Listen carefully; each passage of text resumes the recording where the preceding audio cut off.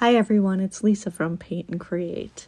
I wanted to share this job that I collaborated with a friend on over a year ago because it's something that is requested very often. The client wanted the beams and mantle darkened and to look like hand-hewn lumber rather than flat veneer, and also the overall tone of the fireplace to be lightened. So we suggested two things. I was to do the woodwork, and Mindy from Art and Around with Mindy, I'll put her channel link in the description of the video. Check out her channel because she's going to go over her area of the project. She did a German schmear on mostly the mortar, but also part of the natural stone to give it an overall lightened look. For my part of the project, I decided on two approaches. The beams, which were so high up, needed to be exaggerated. So I added quite a bit of texture to them using a thick plaster, which unfortunately has been discontinued since I last used it.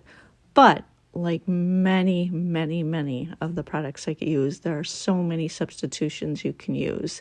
I would suggest a heavy-bodied acrylic Venetian plaster to just trowel on the texture, leave open spaces, and then use your wood graining tool to go through it. So you're going to leave mostly textured areas that you went through with your wood graining tools, but also some smooth sections as well. Then you're going to go on to the next step, which is also the next step on the mantle. The mantle I spent a lot more time on because it was more of a focal point also, and people would see it at eye level. What I did was, first of all, I cleaned the mantle to make sure there weren't any hand oils or Pledge cleaning products, anything like that. Then I sanded it. Then I really got creative. I brought a chisel to work that day, started chipping right into it, and that's when I found out it was veneer, not even solid wood.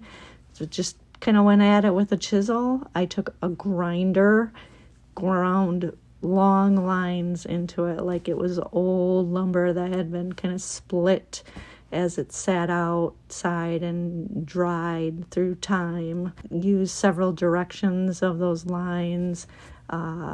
Nails to make it look like it had wormholes, and I took my Festool sander, like a 40 grit, and really rounded off all the corners. And then I took my tinted sanding sealer. I tinted the sanding sealer to a really neutral beige color. After, and that really kind of made me see all the distressing that I did.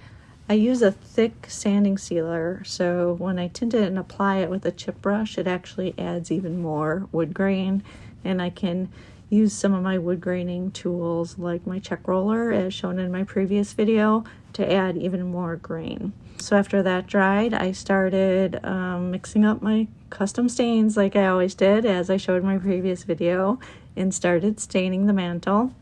After that dried, I really wanted to add even more character, and then just took some darker tone stains and thinned down acrylic paints and added those shadows and details to the corners of the mantle and the supports underneath the mantle. When I was done with that, I gave it 2 clear coats of satin.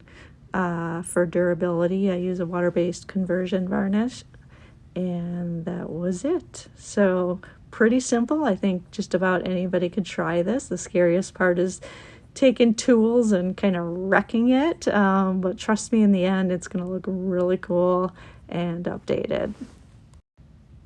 As you can see in some of these pictures, you can see the start of where Mindy started her German schmear, and some of the steps as she went along, and the final pic reveals the entire project all done with all the mortar and bricks German schmeared, and the mantle redone to look like reclaimed lumber. With exception of the height challenge on this project, everything we both did was pretty easy, and any homeowner could probably take this upon themselves and do it. So I just wanted to encourage you guys to try it out. So many people have outdated fireplaces and mantles, and this is such a quick, easy fix. So leave me some comments. Let me know if you have questions, and most of all, just try it. Thanks for watching. Again, it's Lisa from Paint and Create.